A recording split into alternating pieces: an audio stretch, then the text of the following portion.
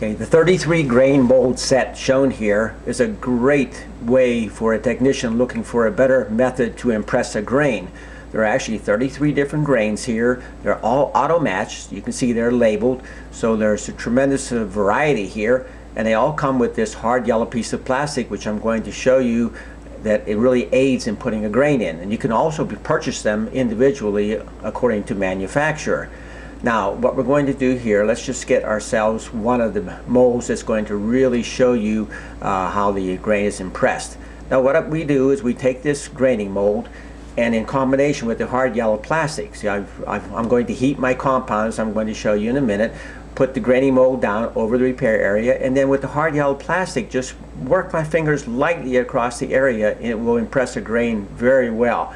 Now, we advise newer technicians to work with the 803 Steinel heat gun or the 1910 heavy duty version. It will do the same thing, but what they both do is allow the velocity of the air to go out a little further beyond the repair area to ensure that you're curing your compound out completely. That's what many people forget. They're so concerned about the heat traveling that they don't cure out the compound on the edges, and that's what we're going to show you here. Now let's just zoom in here a little close so you can see exactly how well the grain goes in. And I'm going to use that 803 gun, and you're going to see that the grain is going to be impressed about 1/4 inch actually beyond the compound that I have laid down here on this piece of vinyl.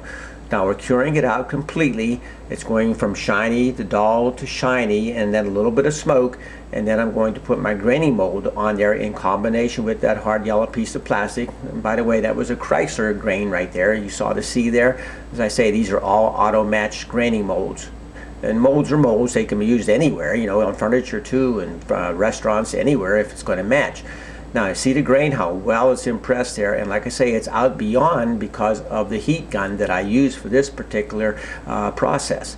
Now, let's go to the more professional gun, and I'm going to show you that in a second here, and you're going to see that on the screen there's a half circle down at the bottom there, and I'm going to back it off, which means I'm going to really lower the velocity of this gun, and I'm going to turn it on, and it's going to heat up, and I'm going to put a little more compound down now below what we did before, and I'm going to use a different graining mold this time so you can see the difference. In this graining mold, actually, I think it's going to be a Nissan one that has long lines in it. So now I'm heating, but my heat is really controlled because of the velocity that I set and took away the velocity using this particular heat gun. So you're not going to see the graining mold impressed out beyond the repair area. So a little more control, but you have to be careful that you cure out the entire area so you don't have a failure with your repair.